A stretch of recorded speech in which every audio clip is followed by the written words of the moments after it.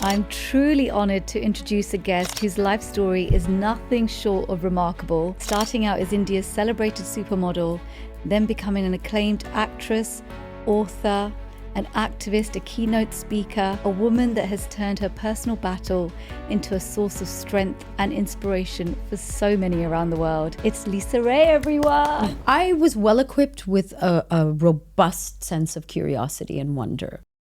And all I was confident of was that I wanted to suck the juice out of life. I love that. it should be a buffet. There was a lot of self-sabotaging behavior that started being expressed during, you might say, my most successful trajectory. It's not something that everyone experiences in their life, absolutely instant fame. And it's as challenging as being diagnosed with something like cancer. I didn't know how to handle it. But imagine that you achieve all of that overnight at the age of 16, and then you realize that you still have a big hole at the center of yourself.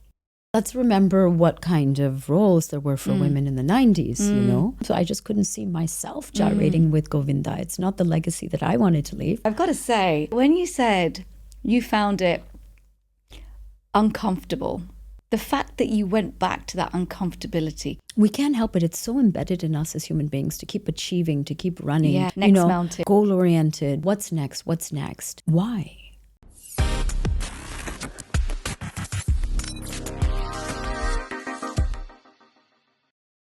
Is it okay to say that I still get a little bit embarrassed by all of that? Take it all in. I mean, literally, I had to cut that down, by the way. There was so much that you've done. And no, I say don't be embarrassed.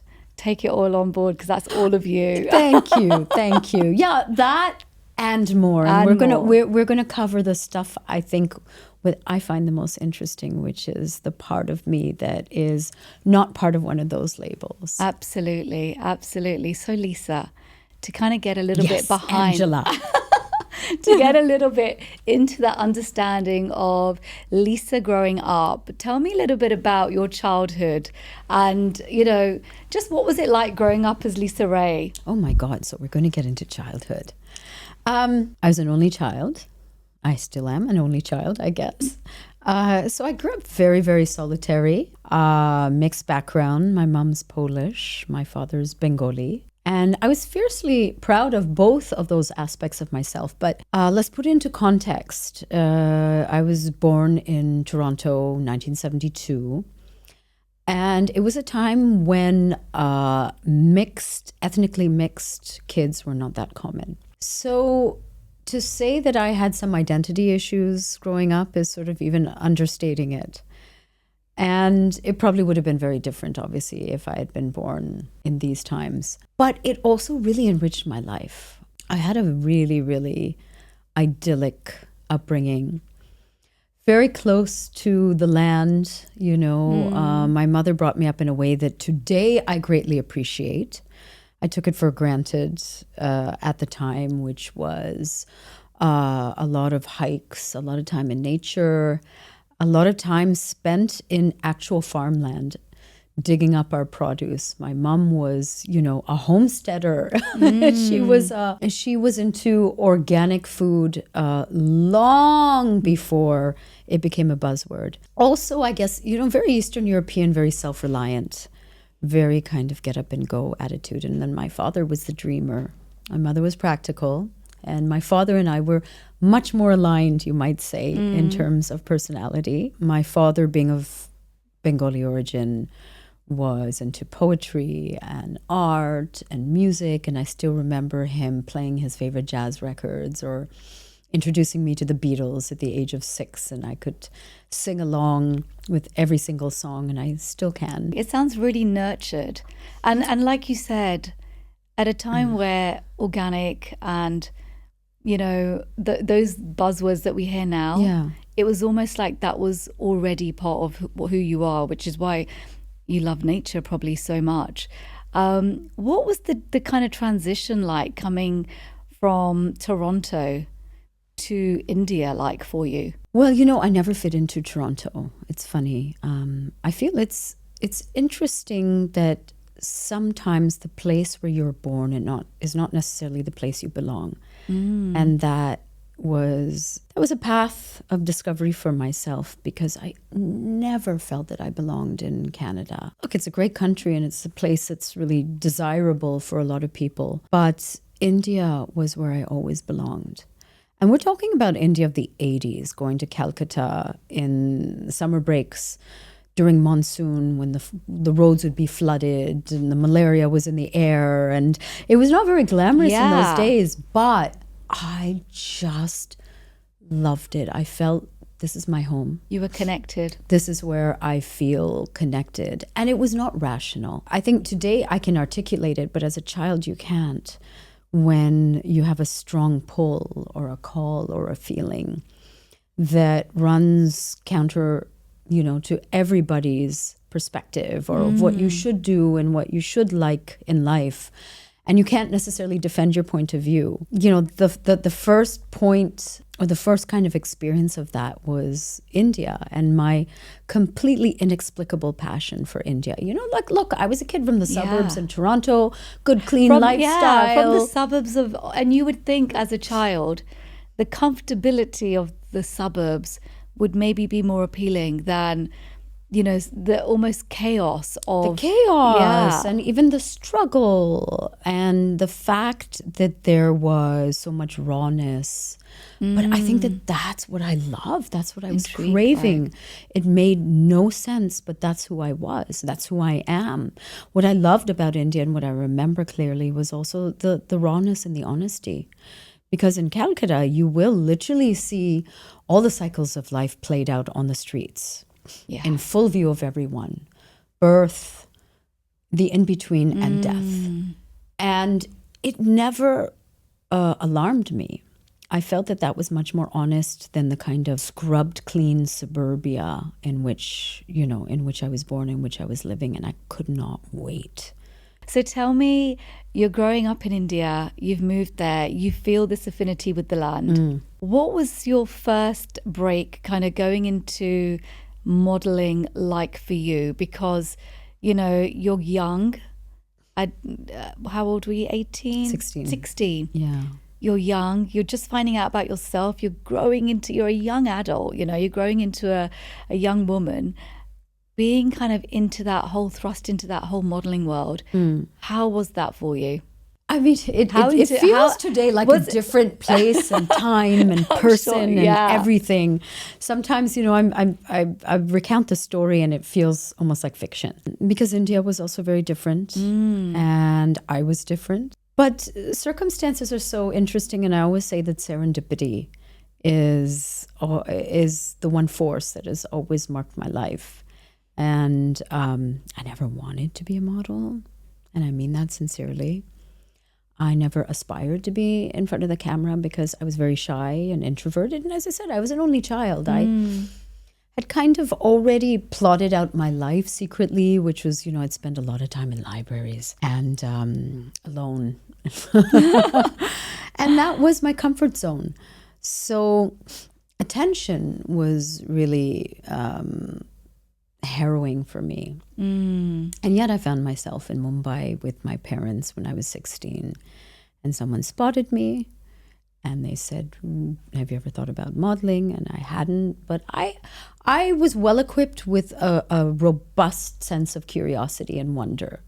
And all I knew about life and all I was confident of was that I wanted to suck the juice out of life, is that it should be a buffet. At that age. I love that. It should be a buffet of experiences. Yes. And that way, I think I owe that to my parents, that they were never super strict in terms of imparting an outlook, like a traditional outlook on life. That this is your expectations. Yeah, this is your path. This is what you have to do. They were also adventure seekers in their own way. And so I think they imparted that to me. So then, I found myself in a photo studio at 16 on this vacation, and I loved it. That was really unexpected for me. Because to your point, I was a young woman. I was very insecure. I didn't know who I was. I didn't know where I was going to go, what I was going to do with my life. But there I could pretend. There I could step into a different persona.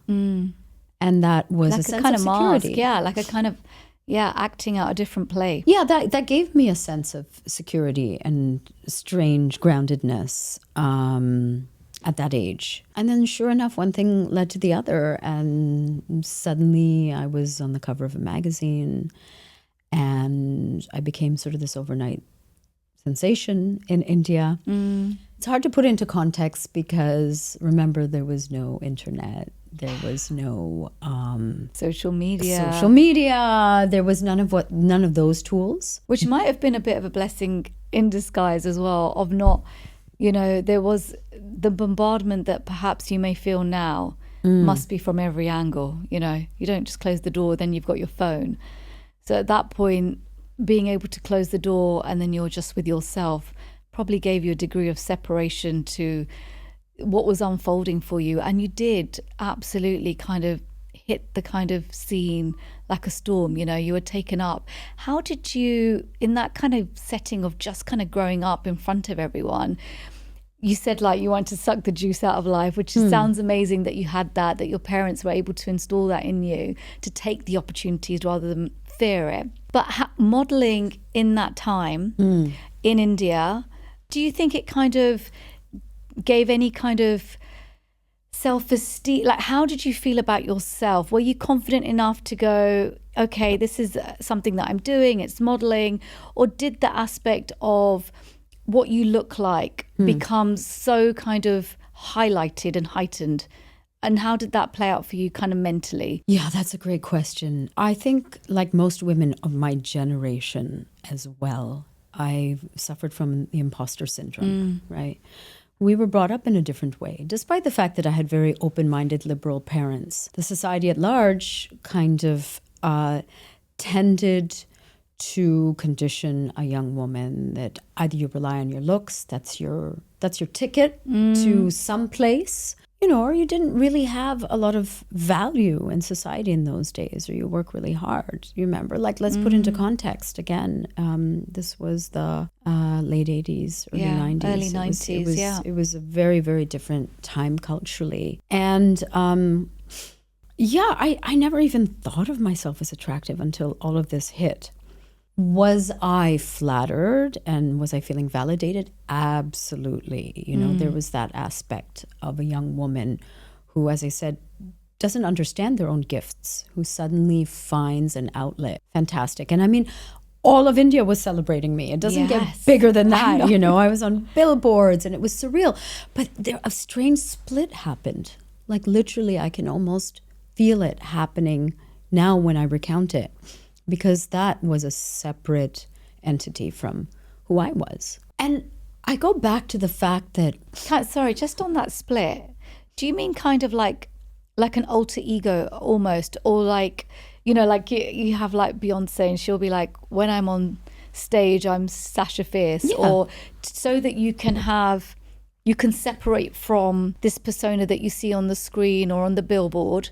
And so that absolutely. That kind but of even more than Queen Bee, it was there was such a dramatic difference between who I was, a young 16-year-old child, basically, quite unexposed in many ways, quite innocent, and someone who didn't even know how to put on makeup, and I used to roam around in like a torn t-shirt and or kurta pajama or jeans.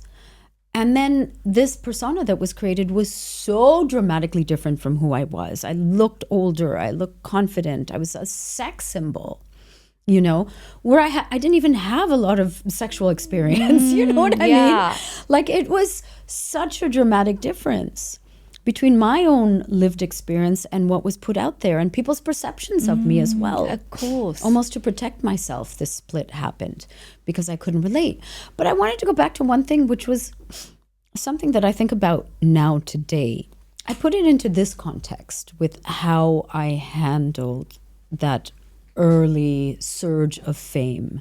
I think obviously we all come into this world with certain gifts and a woundedness as well. And the gifts are activated, obviously, when you find a path, when you find an opportunity, when you start experiencing and growing. you can see it in certain people. You can see the trajectory that they're on as they start expressing their gifts. But we also have the wounds, all of us. And what happens at some point when you're not aware and you're not attentive is that the wounds will make themselves apparent and show. And so I want to share that if you're wondering sometimes when you're maybe seeing someone from the outside, you're seeing someone who's famous and who seems to be on a trajectory and who seems to have absolutely everything going for them, and then suddenly things change or stop. Yeah. Their career takes a turn, a U-turn, a detour, something happens. It's because the woundedness shows up. The wound starts expressing itself. And you have a choice then, right? You have a choice. Do I stop and pay attention now? Do I now shift tracks? Do I have to heal? It's not easy to do that when you're a public figure. Even as a private individual, that's a challenging path to be on, but that's the path of our lives. Yeah. That's really sincerely, I believe that is each and every human being's destiny, is to express your gifts and to become attentive with and heal your wounds, and in a sense, express your wounds as well. But when you do it in a public forum and you're not even aware of what's going on and you don't have the support and you don't have the, the space also to express this, it's a recipe for disaster. For me, there was a lot of self-sabotaging behavior that started being expressed during, you might say, my most successful trajectory. And that was really the story of my modeling career. There's the story that people perceive, and I still get recognized even so many years later for campaigns that I did. I mean, again, it's hard to put into context today because we're bombarded, but in those days, there was a handful of sort of names who were considered supermodels, and I was one of them. And all of India knows you, and you're celebrated, et cetera, and you've left an impact. And I'm grateful to have left that impact where people, I don't know how many decades later, still say, I remember you in this, or I remember you in that. But the real story of what happened was I was, these kinds of extreme circumstances, and they can come in both forms. This is an extreme circumstance, really. It's not something that everyone experiences in their life, absolutely instant fame. Yes. And it's as challenging as being diagnosed with something like cancer. So it really brings out a lot of what is hidden to the surface. But when you're 16, 17, 18, 19, even in your 20s, because we're all a mess in our 20s, I didn't know how to handle it. I didn't know what was going on. So I got into this really unhealthy cycle where I was a workaholic. I was working to distract myself. And then I would hit a wall because I literally would have like a mini nervous breakdown. And then I would disappear. And then I would take off. Nobody could find me. Yeah. I'm actually known to be the disappearing model. I would disappear for months. I'd go, on a retreat, or I'd go up to the mountains and then come back and resume life. And go back to exactly what you were doing. Yeah, and it was a really, really unhealthy cycle. Do you think on that trauma, just to kind of rewind, because I think that was a really important point about the trauma, that, it will show up at some stage, and then it's almost like you have to almost deal with it face on. Do you feel like if you don't, it doesn't go anywhere. Exactly. It comes out and it comes back. Yeah, it will come out in the wash. When you got given the diagnosis of multiple myeloma. I know it's a mouthful. Yeah. It's a mouthful. I couldn't pronounce it also. The diagnosis came much later. There were a lot of other steps in between that. I left India. I actually moved to the UK.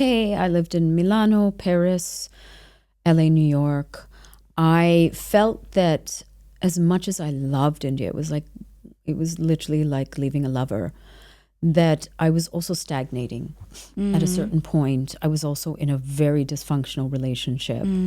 I felt trapped. And I also felt trapped by my image, because in those days, again, nobody would allow me to express different dimensions of myself. Were you in allowed India. to give an opinion on anything, or were you asked? No, I gave my Yeah, opinion. yeah. I was pretty damn Yeah. opinionated, but I was still very much stereotyped, right? Because it was such a strong image that, as I started acting, and again, I stumbled into it. I didn't even really want to do it. And I had a great experience working on a film called Kasur that opened up a lot of things for me. I realized that most of the work that I wanted to do, though, in terms of acting in films, would not be offered to me.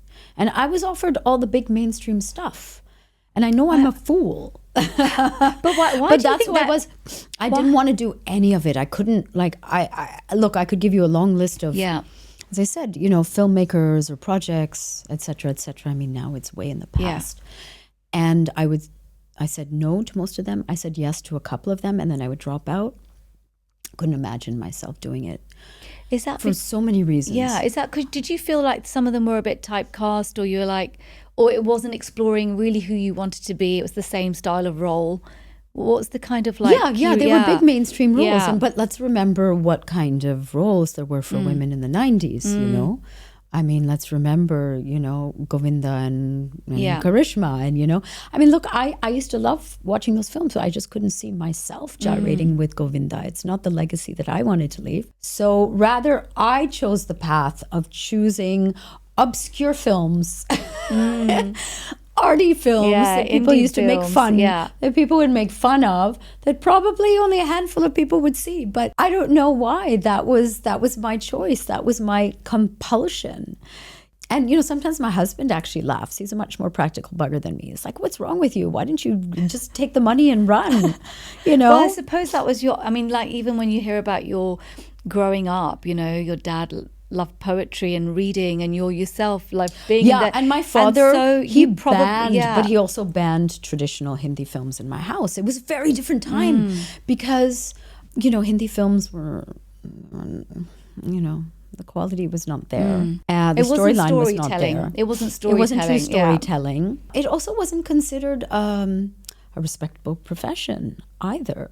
And, for a kid from a Bengali family in particular, it was like Tagore, Rabindranath Tagore, and my father would watch Kurosawa, you know what I mean?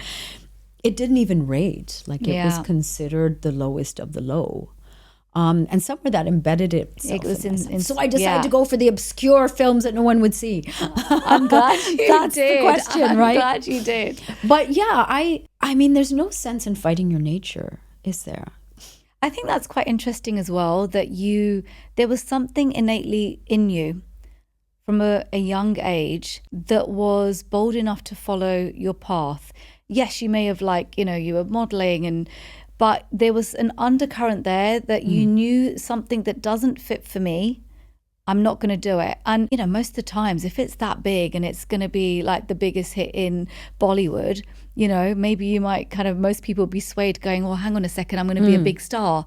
But you weren't swayed by that. I'm going to be a big star. You're like, actually, that doesn't resonate with me. So from a young age, however you were brought up did hold the value of who you are, and you were able to stand by it, which is actually something that not a lot of people would be able to do. I think, definitely part of it is upbringing. But if you put it into this context, Angela, like, imagine that the fairy tale that we are fed in society is that once you achieve this, once you have fame, a certain amount of fame, recognition, reputation, once you achieve a certain kind of financial standing, once everybody knows your name, then your life is sorted, right? And everything is perfect. Then that's what we all aspire to. Why are we running? Why are we on the hamster wheel is only to achieve that? That's the storyline that we're fed. But imagine that you achieve all of that overnight at the age of 16 with very little effort on your part. Then something really interesting happens, because you have an embodied experience of what it means to achieve all of that. And then you realize that you still have a big hole at the center of yourself. So it actually hasn't solved anything. And that was my experience of fame, of extreme fame. Still sort of famous, but that Yeah. was extreme fame. I mean, there were many, I can give many rational reasons also for that. But I think that we all know that. We've been told that tale in so many ways. There's parables, there's spiritual tales, there's everything like that. And, you know, it's one thing, I mean, I wish I could transfer this experience to people, to actually have you feel it in your bones. Because it's one thing to hear it, it's another thing to experience it. We can't help it. It's so embedded in us as human beings to keep achieving, to keep running, to keep, next mountain. Yeah, goal-oriented, become, you know, better than everyone else. What's next? What's next? Why? And for a lot of people, for all of us actually, the idea is to achieve some level of peace or something that will magically transform that existential question, that existential feeling that's at the seat of our soul, that's deep inside, that we all have, that some people won't even acknowledge it or maybe are not as aware of it. But we come into the world with this. All of us, I believe that. So if I could transfer that experience to people so you could understand, oh God, okay, shit, that doesn't solve anything. Doesn't mean that you shouldn't follow that path. You know, we need a certain amount of material standing in the world, right? Even the Buddha said that. Even the Buddha said you cannot meditate on an empty stomach. So we need a certain amount of security in the world, the way that the world is organized today. There's nothing wrong with goals. There's nothing wrong with achievements, with, you know, having a purpose in life is, again, the ultimate reason why we're here. But don't expect those things to plug up your hole. What you need is something else. And that's where the spiritual path comes in. And that has actually been the most important journey in my life. That's been my parallel journey. You know, we're talking about this one journey, which is very much the external journey, the journey that's connected with career and reputation and profile and the reason why, you know, I get great opportunities. So I'm grateful to it. But that's not the most important part of my story at all. I don't believe that, because I always lived a parallel life that, you know, I mean, all of that happened. I was still empty, and that set me off on a journey. On a new journey, on another journey. On another parallel journey of trying to understand why. And was that journey when you started going to Europe and you started to, because that's... No, it was already in India. It was already there. It was already because that in is India. quite interesting, you know, when you said, I wish I could give that. Because actually, you know, you start off and in your early 20s and success is measured, you know, by a number, and it's measured, and you either, it might be fame, it might be a level of money.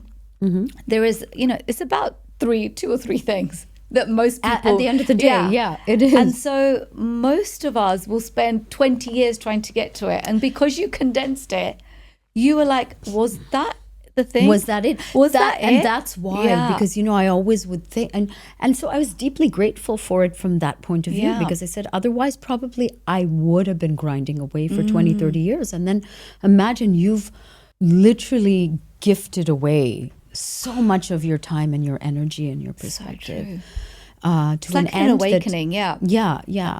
So I had this weird awakening because I became a sex symbol.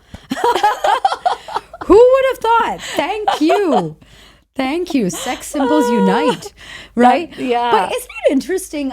Sometimes I reflect, you know, like, again, you know, I look back on some of the sex symbols that I admired as a young girl, and I'm talking about the supermodels, you know, your Christy Turlington or your Linda Evangelista, Naomi, and etc. That's who I saw growing up. And there was another girl, I can't remember, Carrie Otis, I think. And these were, again, these sort of supermodels, one-name wonders that every girl worth their Vogue would look up to. And it's interesting because when you look some of these names up today, particularly someone like Carrie Otis, and you look at where their life has taken them, so many ex-sex symbols have turned to more mindful spiritual practices. I mean, they've actually dedicated their entire lives to it past a certain point.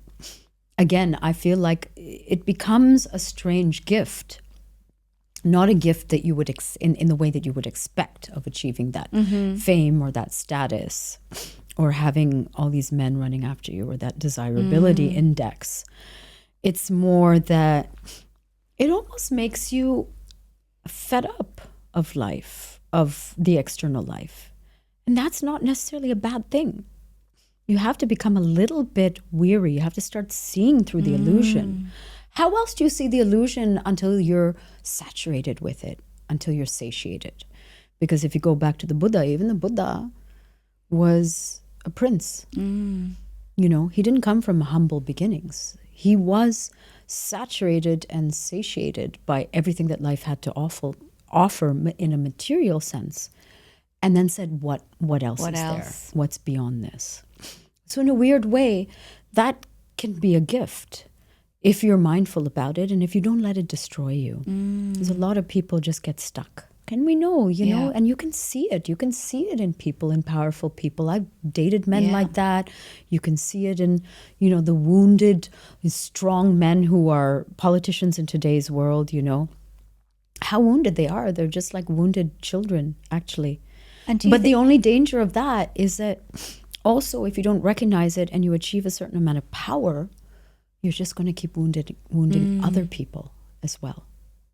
And do you think it's because if you turn inward, like I take it on the spiritual path, that whole turning inwards, as opposed to when you think what else and you can't even see anything else, then it just becomes an abyss, just becomes a dark hole. You're like, that's when people turn to like addiction, right? And so for you, when you were like, what else? What did that look like for you of searching for that spiritual quest? I mean, that's going to make me smile because I think my, you know, even on my deathbed, those are the experiences that will always stay with me. I started going off because I was based in India, and India is a deeply spiritual land. And there's, you know, there's a lot of access to whether it's a temple or a dargah or a church or whatever it is, you know, I'd go on darshans. So I started going to a place called Shirdi, which is outside of Bombay. Sai Baba was a great saint, a great enlightened soul who actually knit together Hinduism and Islam. So I used to go there. I used to sit in the home that he used to live in and just feel great peace descend on me. And I just ended up wherever my curiosity took me. You know, everywhere from Tirupati to Vaishno Devi, you mentioned before when we were chatting, to Dharamshala. I feel very aligned with Buddhism, with the Tibetan Buddhist tradition. So I ended up at one point basically dropping out of everyday life. And I went to a place called Tushita, which does these intro to Buddhism courses. And I wasn't sure what I was looking for. I'd actually never meditated before that. So I went for this 10-day course, which is not like Vipassana. It's not completely silent, but it's very rigorous. Okay. And I still remember there was some friends of mine who were waiting for me very patiently for 10 days. Imagine we were supposed to like go hiking and eat momos and, you know, do all these kinds of activities. So after 10 days, I come out and they look at me and they say, "How was it?" And I say, horrible, and I have to go back, because in my first experience of it, it was so deeply uncomfortable to sit with yourself, so deeply uncomfortable, no escape, no distraction, because my whole life I'd been distracted. My whole life everything was there for the taking, you know. Another shoot, okay, let's fly to Mauritius, let's fly to London, let's fly to Switzerland, wherever it was. And these external distractions would obviously just, you know, paper over all of my inner trauma. So now there was no escape. You're just sitting with yourself and your thoughts. But I got glimpses of deep peace. And I understood that this was the only way. This is my only path. This is the only way I was going to heal myself. So I went back in for another 10 days and then came out for 2 days. Another 10, and I ended up spending 6 months there. Wow. And I actually thought, this is it. This is me. This is what I want to do with my life. So I was considering shaving my head Becoming a monk? Buddhist nun. A Buddhist nun. And is really, I mean, the thing though. How was so you're, you're microcosm of the world around you, your friends, they're all, whether they're part of the industry or how were they feeling about this Lisa that's emerging? Was it like, oh, we know or were they kind of a bit shaken by it, going, what's going on? So I never had a lot of friends in the industry. I mean, I have been friends, acquaintances, I like everyone from American to everyone. Because we were all very close in the 90s. There wasn't as much gatekeeping as there is today, and we were all starting out, and it was very familial in a weird way. Now the game has changed. But even then, I never got very close to anyone because of my woundedness. It always made me very defensive and keep people at a distance. The very close friends I have are, I have this one mad Parsi friend who's a photographer who's known me forever. So I had a lot of friends who were photographers, who were creatives, who were writers. That's what I was more attracted to. And they were all mad in their own way. So they kind of understood my madness. Okay. You have to be. Yes. You have to be a little, you have to be truly creative. And they were used to me, and they were actually strangely accepting of me. Oh, Lisa's going to disappear. Okay, she's disappearing for a couple of months. We're sure when she comes back, we'll pick up where we left off. That's a wonderful thing about being creative and having creative friends who understand that aspect of you. It wasn't like, where were you? Why didn't you call? What was So that enabled me to follow these paths, to follow these impulses. Sometimes my impulses got me into a lot of trouble. It's not always the right thing to follow your impulses. Like, I am a mother, I have daughters today. I don't know how I feel if they followed their impulses, but somehow or the other, my parents tolerated it. They could see that there was like one friend of mine who's a Sufi once said, she's a bird, you cannot cage her, you have to let her fly, and then she'll come back. So I followed my curiosity, but I was saving my life also, because I feel if I did not embark on this spiritual journey, I would have spiraled. Burnt out? I would have burned out, or mental illness perhaps would have caught up with me. Maybe I would have picked up an addiction. I don't know, because that's what we do. Those are coping mechanisms, right? Or I was already a workaholic and used to pushing myself way beyond even my physical capacity.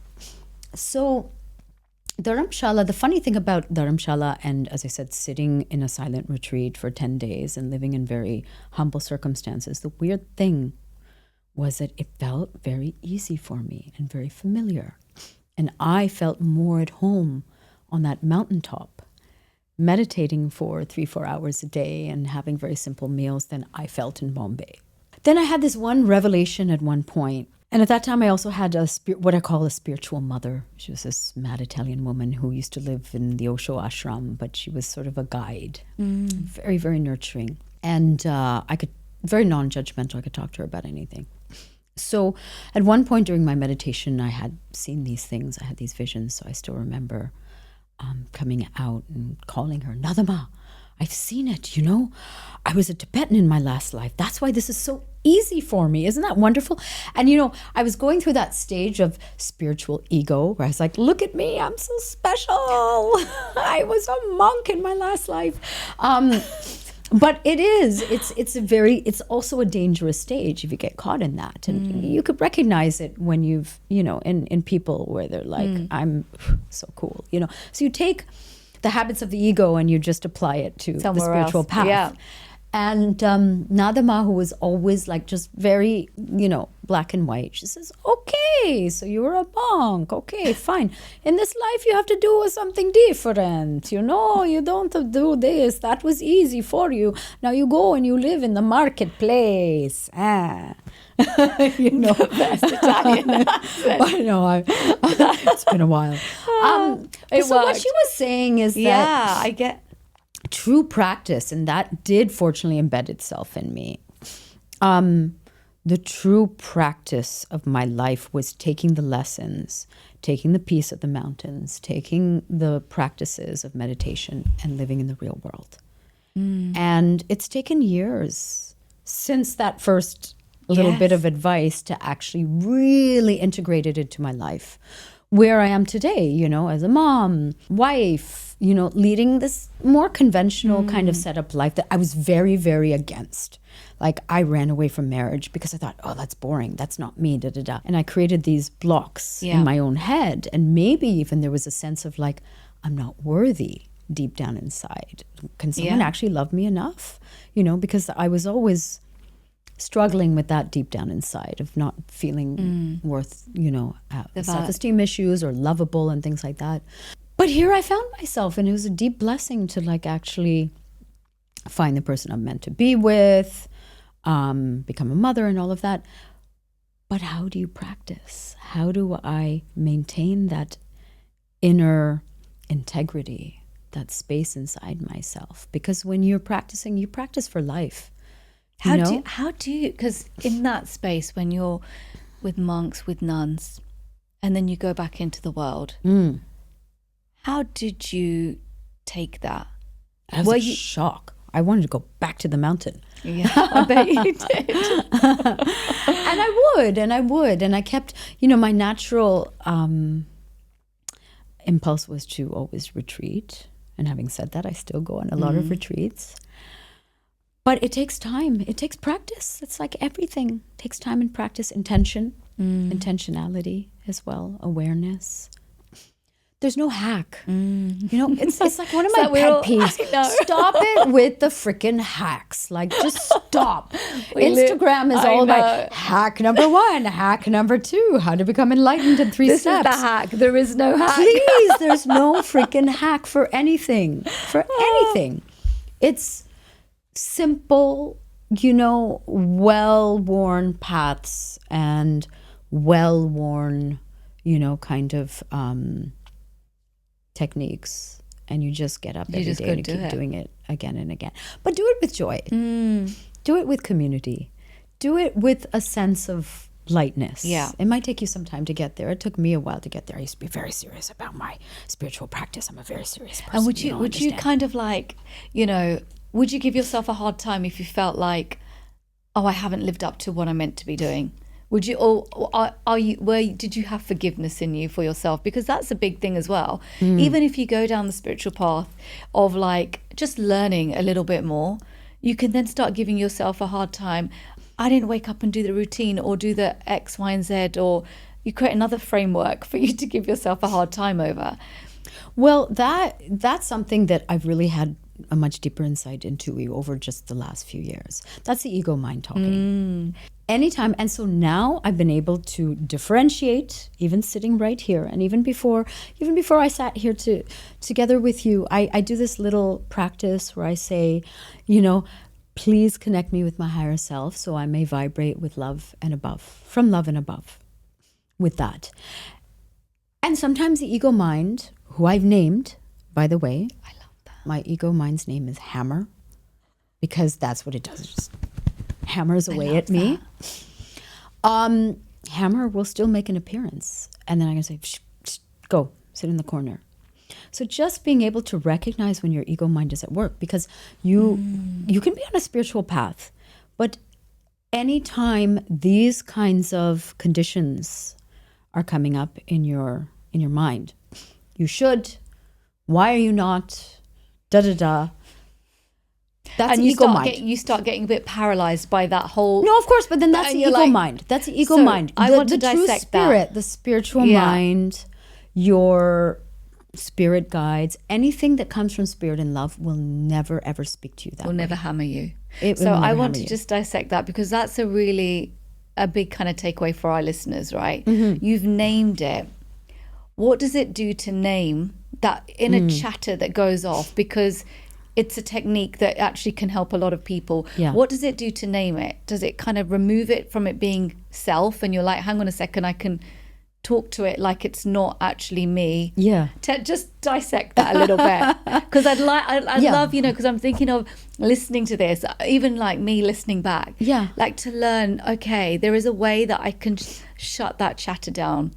Tell us how, like, a little bit more in, like, just break that down a little bit. No, of course, it's just creating the space within yourself. The first step, of course, is, you know, which goes back to Dharamshala. When I sat there in meditation, one big revelation I had, the first big revelation that I had was when my teacher said, listen, you don't have to believe your thoughts. You know, your thoughts are clouds. It's weather in your head, and they're just passing by. And sometimes it's very stormy and you can't even see the sky. And sometimes there's a beautiful blue, piercing blue sky, and there's one stray fluffy cloud. So remember that you're not the cloud, you're the sky. And I still remember, like, it just blew my mind. And I remember actually coming out of the Gompa at that point and indeed staring up. You know, we're in this beautiful mountain setting and staring up at the sky and looking at those clouds and thinking, oh my God, I get it. That's my thoughts. And my thoughts are not me. And that creates space. And that definition, you know, being able to label. So there's another great meditation technique, which is simply labeling. And this has to do with not just thoughts, but also your emotions, which is very, very important. That's another step on the path that gives you freedom. Fear or guilt. That's a big one. Yeah. Recognizing it, like, why didn't you do this? Recognizing it. Guilt's coming in, saying, there you are, guilt. Sit down. Want to have some tea? You know, like, literally, and lightening it up that way. Come, sit down. Tell me what you need to tell me. Go ahead, tell me. But as soon as you start almost having that inner conversation, it loses its power over you, doesn't it? Because it can't dictate how you feel. Then it becomes something that passes by. You're kind of diffusing it. But neither are you forcefully removing it. Yeah, I get that. Because you've actually invited it for tea. So that was quite interesting. Yeah. So it's not about saying it's guilt, go away. It's not about like, labeling it as good or bad. Or fear, for that matter. Something wrong with fear. Fear is a very natural human emotion. And I read something very recently that I felt was really interesting. And it's an interesting way to reframe fear, which was that fear is there to help make you aware of, you know, it's there to protect you. We can establish that. Fear loves you. And it might be misguided sometimes, but fear loves you. So, you know, we can't get into that danger of saying this is a good emotion, this is a bad emotion, because that, again, creates a thought storm. But we were going back to, you know, so you take these techniques that help create space within your... In a world where we're not given that much space. And inner freedom. And then, as I said, you know, if I create these... I'm not creating these personas. I truly believe that I have a higher self and I have an ego mind, you know, and this can be, I mean, it's a much longer conversation to get into that. But if I give them names, this is my spiritual self, this is my ego mind, I can identify when they're coming in. And then what I can do is switch channels. Like, I can recognize, oh, I'm in my ego mind again, hammers at it, And then you just have that moment of awareness and you can switch channels. And it's been incredibly freeing to live from that place. And it's a practice that you do every day. And I try not to get frustrated with myself. I try to laugh it off when, you know, hammers at the wheel. But I know how to switch channels and it becomes much, much easier. It's much easier now.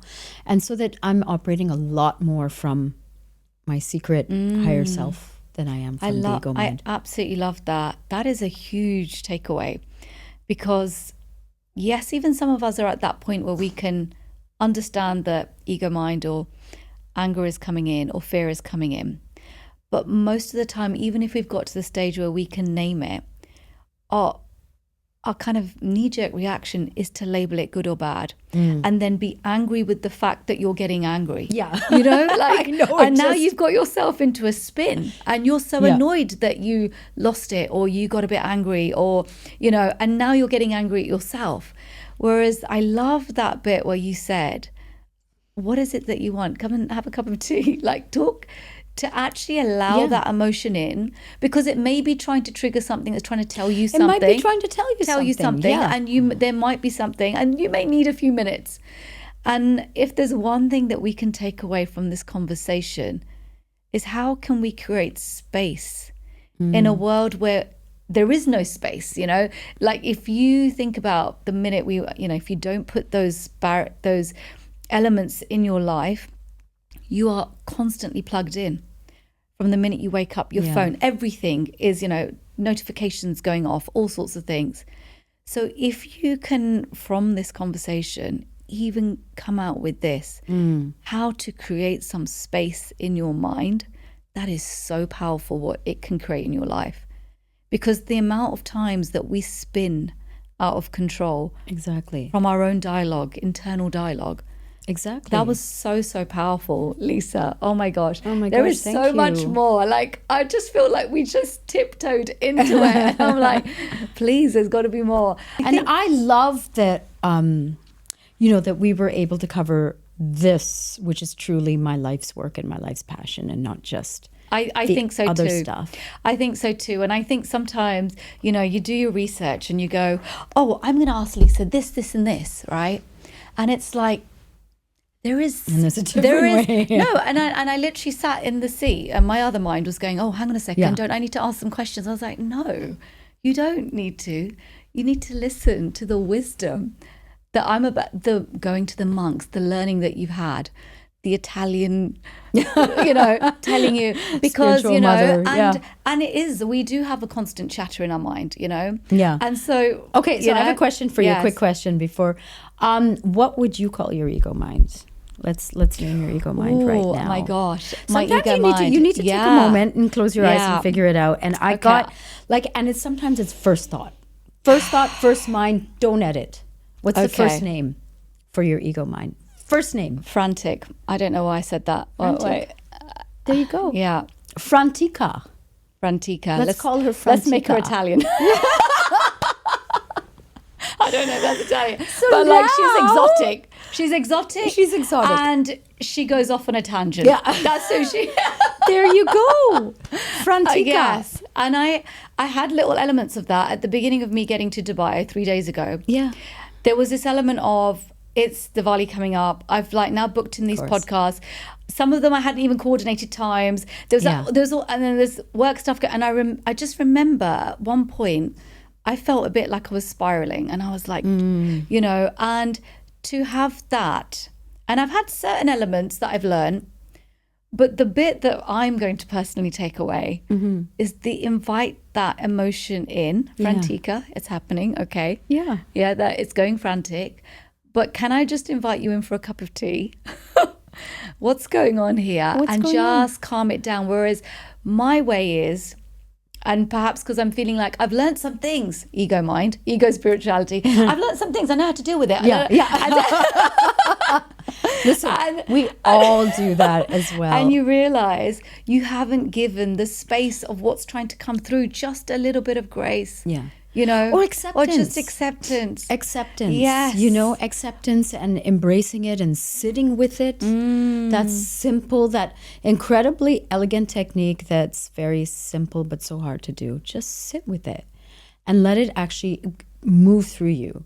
Because anything else you do, rather like resistance, doesn't work, pushing it away, doesn't work. So true.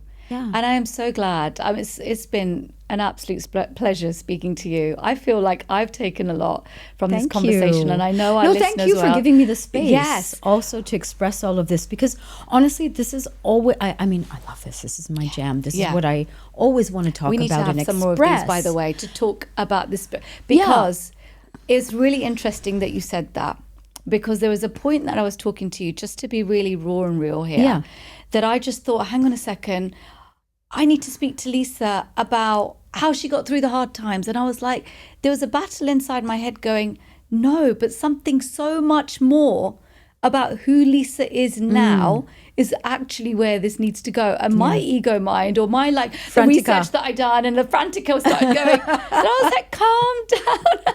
Because while you were saying, bring it to tea. And I was like, she knows what's going on in my mind right now. Okay, I need to calm it down. So no, it was really powerful because actually, you know, there's the thing that we think it is meant to be. Yeah. And the releasing of what it's meant to be will reveal something even more profound, that actually this is what can really help us in our everyday life. Yeah. Because everyone is dealing with a frantica, a hammer, haven't got space, can't think, I'm too busy, and is running on that adrenaline. Yeah. So to come out of this conversation, to learn just that technique is a massive takeaway. Thank you so much. It's not my technique. This has just been passed on Well, listen, through it's the been passed through on. the masters. And also, I've got to say, when you said you found it uncomfortable, the fact that you went back to that uncomfortability, because so many of us go, that felt too uncomfortable, I don't know if I want to go back there. But there was something that told you in that uncomfortability, you are going to find even more for yourself. That's really powerful, because it's in those moments, you know, if you can sit with that uncomfortability, I've learned that myself. Like, it's taken me a bit of time to get there, because my frantic mind is get out of there, like, you know, just run. Yeah. So to sit with it, you know, to sit with it and give it time. Yeah. That's really powerful. And also a testament to you to do that, you know, to actually go, I'm going back there. I'm going back there again. Like, you know, well, I'll tell you that, and maybe we'll end on this note. What's interesting, though, I have had the privilege of being part of a creative industry. And so I give a lot of credit to that. Because in embracing not just a creative industry, but the creativity within you, again, that breaks down a lot of barriers and ideas of what life should look like. To create means you have to drop a lot of preconceived notions. So I do give a lot of credit, and I'm very grateful for having been a part of the Indian entertainment industry.